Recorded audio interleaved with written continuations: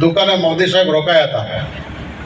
આવી રીતે આપણા વિસ્તારમાં જોયું કે આપણો ખેડૂત બિચારાનો બાપડો હોશિયારો અને તે વખતે સૌકારો પૈસા લાવીએ એટલે દોડ્યા 4 મહિના દોડા અને 2 અહીંયા 3 મહિના એટલે 1000ના લગભગ 3000 રૂપિયા 8 મહિનામાં થઈ જતા હતા. આવી પરિસ્થિતિ હતી. ત્યારે આ ખેડૂતોની વેદના સાંભળીને આપણા મુખ્યમંત્રી મોદી સાહેબ તે વખતે ગુજરાતમાં ચિંતા કે મારે સર્વાંગી વિકાસ કરવો હોય તો જગતનો તાત કહેવાય, ધરતીપુત્રી કહેવાય, પાલનહાર જો હોય તો ખેડૂતને બેઠો કરવા માટે કંઈક મારે કરવું જોઈએ. આવો વિચાર મોદી સાહેબને પહેલો આવ્યો કે મારા ખેડૂતોને ગામડામાં રહેતો ખેડૂત પોતે ખેતી કરી શકે, પગભર થાય, આત્મનિર્ભર બને અને ખેડૂતોની આવક બમણી થાય. એના ચીલાચાલુ ખેતીમાંથી બહાર લાવો છે. એટલે એવી હમણાં ટીડીઓ સાહેબ કહેતા હતા કૃષિ મહોત્સવો શરૂ કર્યા. મિત્રો 2005ની અંદર હું પણ તાલુકા પંચાયતનો પ્રમુખ હતો ત્યારે ગામે ગામ કૃષિ રથ કર્યા. અખાત્રીનો દિવસ, ખેડૂતનો દિવસ, ખેડૂતનું 9 વર્ષ એટલે અખાત્રી.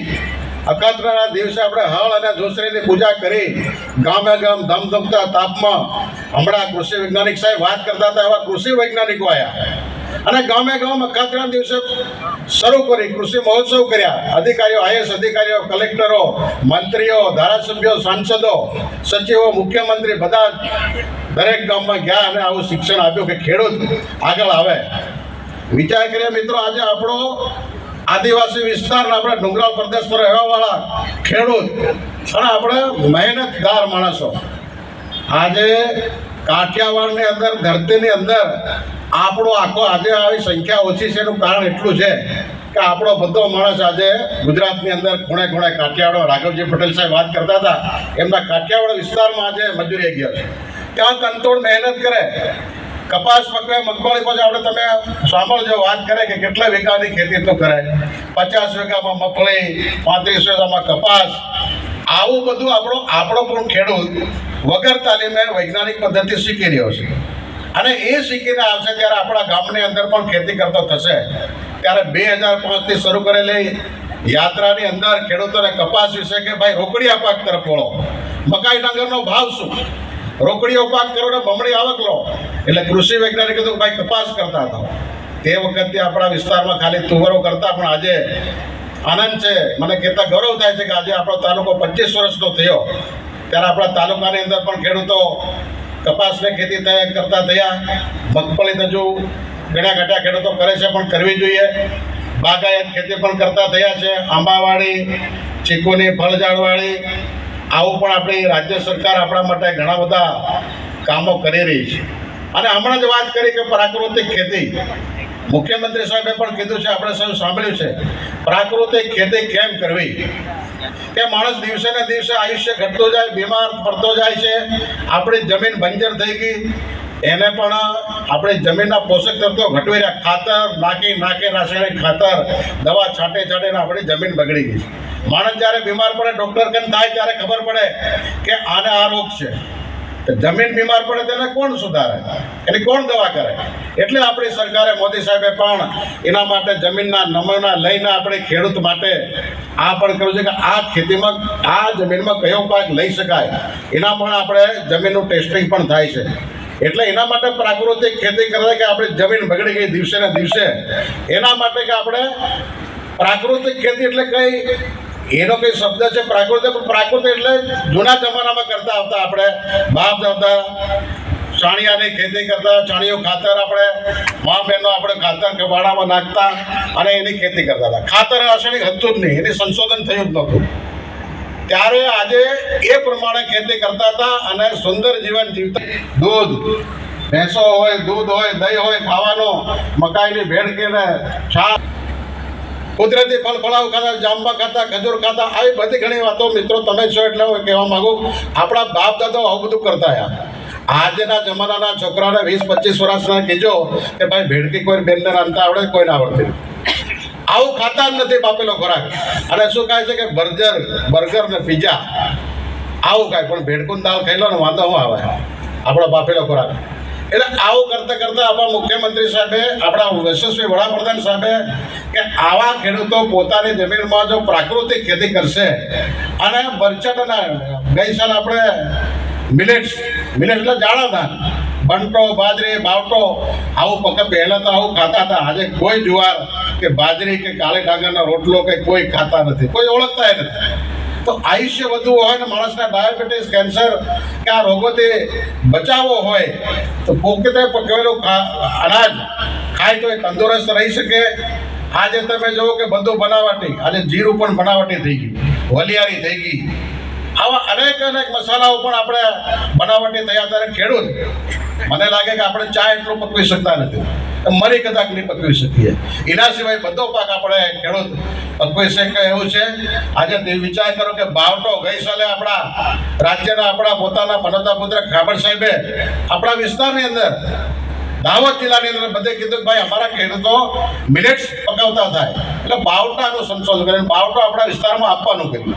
અને ગઈ વખતમાં બેઠેલા ઘણા બધા નેતાઓને બાવટો પણ આપણે ખેડૂતોને આપવામાં આવ્યો અને ઘણા લોકોએ બાવટો પણ પક્યો છે. આજે તમે વિચાર કરો, એક આદિવાસી ખેડૂત અભણ, થોડું ઘણું ભણેલા, આજે ડોગજર બોરવા ગામના લગભગ ચતુરભાઈ આયા છે સંગાડા, ચતુરભાઈએ બાવટાની ખેતી કરી. ચતુરભાઈ માટે મિત્રો આપણે જોરદાર તાળીઓથી એનો સન્માન કરીએ, કેમ કે આવો ખેડૂત એક ગામડામાં એનો કપાસ પણ આજે જોવો, આજે રાજ્યના મંત્રી ખાબર સાહેબ, ટીડીઓ સાહેબ, મામલતદાર સાહેબ, ખેતીવાડી અધિકારી સાહેબ એમના ઘરે ગયા, એમને દેખ્યું, એનો બાવટો જોયો. આજે સરસ મજાનો બાવટો પણ પકવતા થયા છે. તો મિત્રો આપણા વિસ્તારમાં આવા ખેડૂતો પાકે એનું સન્માન થાય એના માટે પણ આ સરકાર આ કાર્યક્રમો કર્યા છે. આપણા ખેડૂતો માટે ઘણી બધી વિવિધ યોજનાઓ સરકારશ્રી આપી રહી છે. પ્રાકૃતિક ખેતી કરતા થાય, રાસાયણિક ખાતરનો વપરાશ ઓછો કરીએ, ખાતરીના દિવસથી માંડીને ખેડૂતનો સમય આવે ત્યારે આપણે છેટા પાડી બાળીએ, રોગ જેવા મારીએ. આવું બધું ખેડૂતે કરે. એના માટે કૃષિ વૈજ્ઞાનિકમાં મિત્રો આવ્યા છે, બધી વાત કરવાના છે. સાથે સાથે રાજ્ય સરકાર આપણા માટે કિસાન સન્માન નિધિ, ખેડૂતને વર્ષે 6,000 રૂપિયા મળતા થયા છે. ખેડૂતને સિઝનની અંદર પૈસા ના હોય, કોઈ એના પર હાથ લંબાવવો નહીં પડે, એટલે 2,000 રૂપિયા 3 મહિને એવો લગભગ 18 હપ્તા આપણા ખાતામાં ખેડૂતોનામાં પડ્યા છે. કરોડો રૂપિયા આપણી સરકાર આપણને આપી રહી છે.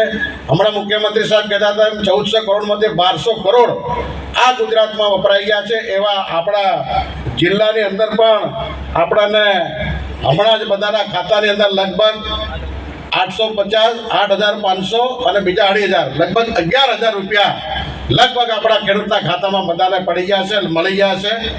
અને જે કંઈ અરજીઓ આવી બધી જ મંજૂર કરી દેવામાં આવી છે. પાક સંરક્ષણ માટે, ગોડાઉનો બાંધવા માટે પણ ખેડૂતોને 1,164 ખેડૂતોને 7 કરોડ જેટલી રકમ પણ આપણા દાહોદ જિલ્લામાં ચૂકવાઈ ગઈ છે. દાહોદ જિલ્લામાં 10 વર્ષમાં વિવિધ યોજના હેઠળ 10,57,460 ખેડૂતોને 900 કરોડની સહાય પણ ચૂકવવામાં આવી છે. સિંચાઈ માટે પણ આપણી સરકાર ઘણા બધા પ્રયત્નો કરી. સાહેબ, આપણા સાંસદ બાબર સાહેબે પ્રયત્નો કરીને આપણા માટે પાઇપલાઇન મંજૂર કરાવી છે. એને લગભગ 2 વર્ષમાં આપણા ધાનપુર તાલુકાના ગામે ગામ, ખેતરે સુધી પાણી, સિંચાઈનું પાણી લાવવાની યોજના આપણે મંજૂર કરાવી છે. લગભગ અહીંયા હાલોલ કાલોલથી કેનાલ જાય છે, ત્યાંથી પાઇપલાઇન કરીને દાહોદ જિલ્લાના લાવીને પાટા ડુંગરી હોય, કડાણા ડેમ હોય, અને માછણ હોય, આપણું કબૂતરી અદલવાડા ડેમ હોય, અહીંયા ઉપરના ડેમો હોય, પાનમ નદીમાં હેતુ કરીને ખેડૂતના ખેતર સુધી લિફ્ટ ઇરિગેશન કરીને આ યોજના પહોંચાડવા માટે સરકાર પ્રયત્નો કરી રહી છે. અને અત્યાર સુધી આપણા જિલ્લાની અંદર 9,238 ખેડૂતોને 10 કરોડ જેટલી રકમ પણ આવી છે. ખેડૂતો પોતે પકવેલું અનાજ હોય, શાકભાજી હોય, પોતે દુકાને લઈ જઈ શકે, વેચી શકે, કોઈ સાધનની જરૂર ના પડે. એના માટે પરિવહન યોજના, ટેમ્પા ટેક્સી પણ સરકાર આપી રહી છે. એના માટે પણ 210 ખેડૂતોને 2 કરોડ રૂપિયા જેટલી પણ રકમ આવી છે. ટ્રાઇબલ સપ્લાનમાંથી પણ આપણને ઉનાળામાં, શિયાળામાં ખેડૂતો માટે ઘણા બધા આપણને કૃષિ કીટો પણ આપવામાં આવ્યા છે. એટલે મિત્રો, આ પ્રસંગે મારે વધુ ન કહેતા પણ આપણે પશુપાલન પણ સાથે કરતા રહીએ. ખેડૂતો છે એટલે આપણે ખેતી સાથે પશુપાલન હોવું જરૂરી છે.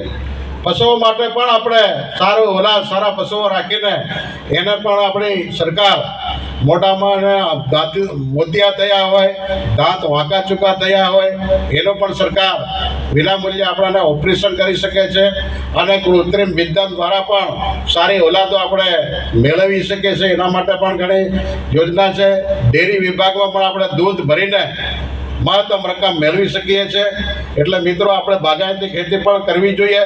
એના તરફ ઓછી જમીનમાં વધુ આવક મળે એવા આપણે રોકડિયા પાક તરફ વળતા થઈએ.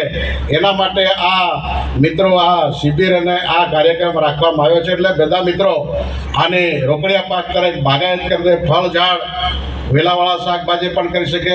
મિત્રો અમારા ગામમાં એક છે કે આજે આવી ખેતી કરતા થયા છે. ત્યારે મિત્રો આપણે સૌ આટલી મોટી સંખ્યા ઉપસ્થિત છે ત્યારે આપણે સૌ પ્રાકૃતિક ખેતી કરીએ અને તંદુરસ્ત જીવન જીવવા માટે આપણે મિલેટ એટલે જાડા ધાન પણ ભૂલી ગયા છે, જે ભૂલાઈ ગયું છે એને પણ ફરીથી શરૂ કરીએ. એના માટે આપણે રાજ્ય સરકાર કટિબદ્ધ છે. એટલે મિત્રો આજે સૌ અહીંયા ઉપસ્થિત ત્યારે માતાઓ, બહેનો બધા તંદુરસ્ત રહે અને ખેડૂત આગળ આવે એવી સરકારની ઘણી બધી યોજનાઓ છે. અને હવે તો બધી પ્રમાણે લાભ લો અને આગળ આવો એવી વાત સાથે મારી વાત પૂરી કરું છું. ભારત માતા કી જય. વંદે માતરમ.